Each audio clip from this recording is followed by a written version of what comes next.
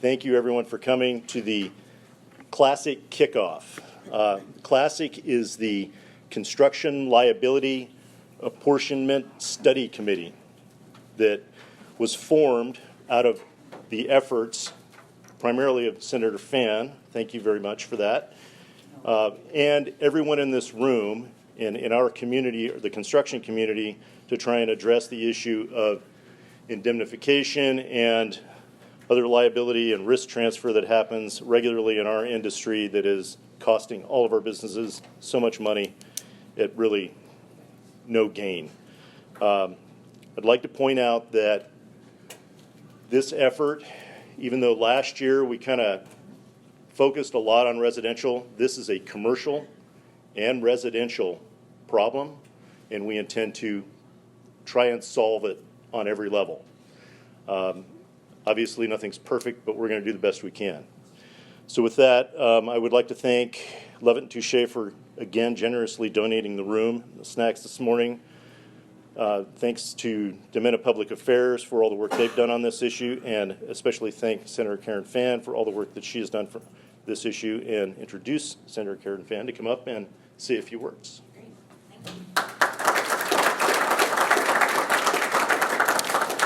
Thank you. Thank you. Good morning, everybody. Can you hear me okay? Yes, good. All right. First of all, thank you all very much for coming. This is awesome and amazing. You guys have all been very, very gracious with all your thanks to me, which I appreciate, but truly it is all about you guys. This organization has been absolutely amazing with the support that you have done, the organization. I know many of you have written checks to help support this bill and this endeavor with getting the word out. Should have brought my little orange level. If you guys didn't see those, one of the things that we used last year was it's a little orange level that is mounted to a piece of plexiglass that represents this, and it was an amazing tool because every time during the session there's like 1,200 bills that are dropped, and it can be very confusing, especially when you have a half a dozen construction related ones. So the little ruler was just, or the level was absolutely amazing, because every time we talked about this, I just held up the little level and said, oh, we know what that one is. So that was like brilliant strategy for whoever the DeMennas or whoever thought about that, but basically you guys paid for it, so thank you. It worked out really well. So we have been, so we've been working on this a couple of years. Please be aware that this is a very delicate, it is complicated, and can be contentious situation, right? The topics we're talking about. And when we do these kind of things, this is not a slam dunk. This is one of those deals you have to just keep moving the ball down the field. And we are getting there.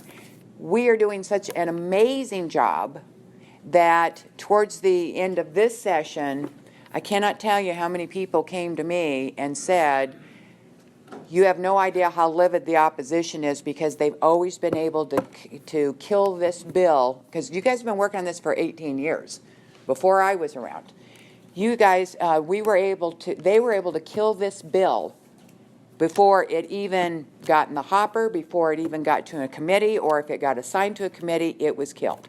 We, with your help, your support, everything else, we were able to take this all the way to the floor of the Senate, and we knew we had the votes to pass it off the floor. So here's where we're at with this. So we are doing amazing strides. Last year, this past session, the politics, it was awful to its worst. There was another bill called the Syrah bill that was very contentious. There was a couple other issues. It is an election year, so you had the Democrats and the Republicans all running for statewide offices, everything else. Anything and everything, it just got ramped up. And then, of course, you saw the Red for Ed. And the Red for Ed just pretty well took everything over.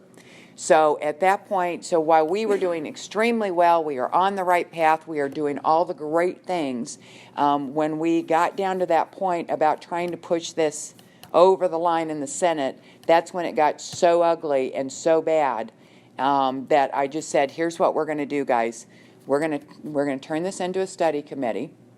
And I said, because that's going to give us all a little breather to be able to ratchet down I would use the word hatred because that's how bad it really was. That is not a strong enough word for how bad it really got.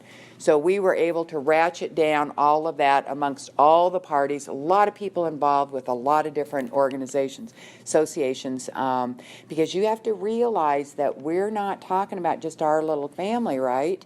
You know, you're talking about the big developers, the big boys. You are talking about APS, SRP, Intel. You've got a lot of very, very big, heavy hitters there that are involved with this now, and many of them are members of the Arizona Chamber of Commerce. And so now you have the Arizona Chamber of Commerce and the Phoenix Chamber that is putting their weight behind some of these big companies. So you guys may not realize how politically charged this issue is, but we're doing great. We're doing amazing. So we're doing the study committee. When I turn it over to Ryan, he will explain to you all the different steps and everything that we're going through and how we're organizing this. But the whole purpose why we did that was, like I said, to be able to bring this back and have some serious conversations and get somewhere. Now, I will caution you that one of the things we do not want to do is be placated by the opposition. We do not want them to say, oh yeah, we'll talk, and then we come to January, second week of January, it's time to drop a bill, and we don't have anything to show for it because we've been drug along, right? So we are and we will get something accomplished this session. Can we get the full touchdown? I don't know, because they're going to try and pull some other things. But I'll tell you, one of the very first things that I want to see accomplished in these peer-to-peer meetings and some of the other stuff that Ryan's going to explain to you is, and I told Spencer Kemps this from Habakkuk this last week, and I said, we're not going to be drug out. We are taking you at your word that you are going to sit at the table and you are going to be a part of this and we're going to find solutions. And I said, we are not bringing Sarah into this. That is a whole nother hotbed of wax.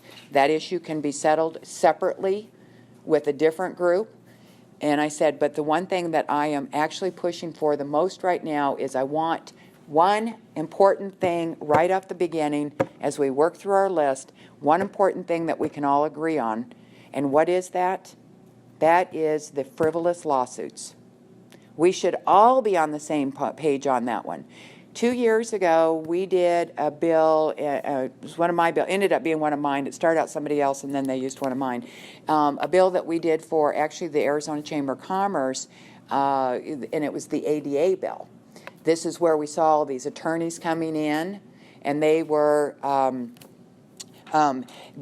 working with the ADA population, and they were going in and they were doing all these little secret things, and they were filing lawsuits. So if the bathroom in your office was like half an inch off, according to ADA regulations, they slapped a lawsuit on you. If the sign in your parking lot wasn't the exact 5.5 feet from the bottom to the curb, they slapped a lawsuit. And it went on and on and on and on. Concrete curbings and rampways, things like that. If you were off a half a degree, they slapped a lawsuit. Anything and everything. Bottom line is with the Chamber's help, we were able to pass a law that is stopping all of that stuff. If it's a legit complaint, if it is somebody that is legitimately not following ADA rules, fine. But we're not doing this. So let's take that and let's mirror that bill to conform with what we want. And if we can stop these frivolous lawsuits, that's going to take care of half our problem, guys, right now, right? Does everybody agree with that? Because if we can get rid of that, now we can seriously concentrate on the back end of these are gone. Now let's talk about the real serious problems and how do we mitigate or litigate or come to some sort of agreement as to proportionate liability on that. So that is what I am encouraging all of our committee members and our task force and everybody else, the TAC group. I am really, really hoping that that will be the first thing that you guys, that should be at the top of the agenda, get that done. Because at the very least, I want that. I would prefer to get everything else, but I want that done without fail. So we can do that. We're looking good. We're getting ready to go in. Obviously, it's in the middle of election season right now, so it's crazy out there. It's nuts. Should be looking good, should be fine. All of our, to my knowledge, pretty much all of our supporters all have gotten reelected or will be reelected. So all that hard work that we have done, that was the other scary thing, is when these things go on and it's election time, it's like going, oh my gosh, what's happening to our key supporters? So we always want to make sure that they're going to stay on board and everything. So anything else you wanted me to touch on? I think grassroots involvement, your view of when they packed the gallery. You guys are amazing. Do we have pictures? Were you able to pull up any pictures? So this, I don't know if how well you can see it. This is a picture I took from the floor when you guys were all up there in the gallery. And for those of you who were not there, not only was every seat totally filled, but we were so overflowed that out right behind that wall, out in the lobby area, that was wall to wall with contractors in their hard hats and their vests. It was amazing. And I'll tell you what else was really, really cool is when I introduced everybody from the floor, and everybody, those chairs are really loud. They're like the movie theaters. You get up and the chair flips up and everything else, and it echoes really well. When I introduced it and everybody got off, it was like a thunderstorm. It was like, wow, it was great. I loved it. So that was a picture from the gallery. And then when we went in committee, this is, I mean, that's only a piece of it. There you go. There's a better shot. This is the committee. We had such huge turnout. This is actually 2 committee rooms. There were so many people, they had to take these dividers out, open them up, because we had so many people there represented. And you don't think that sends a message? You don't think that says we are serious about this and this is important to us? So kudos to you guys. You are all amazing.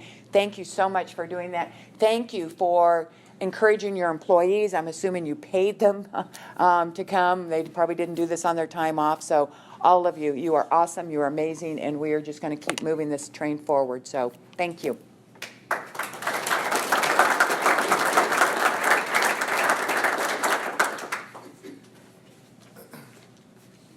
Thank you, Senator Fann. So I'm Ryan DeMenna with DeMenna Public Affairs. For those that don't know me, I'm going to talk a little bit about where we are in this process and what we can expect in terms of next steps. And then I'm sure folks have questions. So you've got me, you've got Senator Fann, you've got the Arizonans for Fair Contracting Steering Committee here. So if there are any questions, we'd be happy to answer those. I need to begin by saying that what I believe makes a successful legislative effort is 3 components. One is the grassroots, and I'm looking at the grassroots. And as Senator Fann mentioned, when this group filled the Senate gallery, when this group filled those 2 committee hearing rooms, and you are in bright yellow safety vests, I mean, that absolutely leaves an impression on your legislators. It lets them know that you took time out of your day to come down to the legislature and show these policymakers how important these issues are to you. So those things really, truly resonate. And I love that Senator Fann sent the photos from her perspective, because it's a little hard to appreciate the impact that can have when you're up there in the gallery. When you're down there on the 2nd floor, it's a 3-story building, gallery's on the 3rd, and you're looking up at a sea of contractors in their safety vests, it absolutely leaves an impression. So it's the grassroots. I appreciate it, guys. I have to say, keep it up. Continue doing what you're doing. Continue figuring out who your legislators are, reaching out to them, and letting them know that this issue is absolutely massively important to you. The second is financial resources. And so I'd be remiss if I didn't remind the group that if you can, donate to the cause. We need the resources to continue these efforts. The website, the emails, this team, all the outreach, everything that you see, we don't do all that for free. So there is obviously a cost to this effort. The third is what I refer to as a legislative champion. And typically a legislative champion is someone who is passionate about the issue, understands the issue, and we have that and more in Senator Karen Fann. And so thank you. I have never, in the time that I've been down at the legislature, seen someone attack an issue to this extent. When I say legislative champion, I think she's more like a rabid dog about it. So thank you, Senator Fann. because I'm a subcontractor. So the legislative process, I believe, is one of incremental victories. Sometimes circumstances allow for major things to occur, but at the end of the day, what you really need to go for, I believe, is these incremental victories. And so we launched this effort at the beginning of the 2018 session, and the focus was proportional liability, and that is still the focus.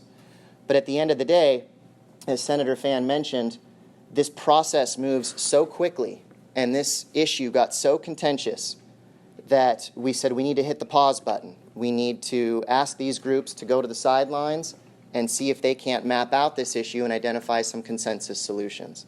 And I'm focused again on consensus solutions. We need to identify those issues that we can resolve that will have a positive impact for contractors in Arizona, large and small.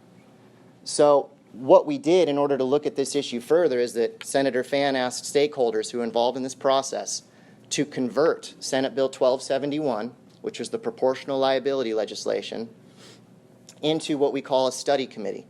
And there are different types of study committees, but this is what we call a statutory study committee, meaning it is in law.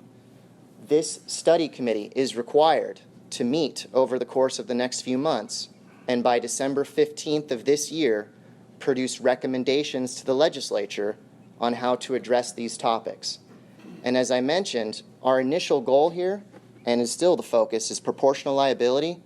But I think it's important for this group. I want to reinforce Scott's comments. We're looking at commercial and residential.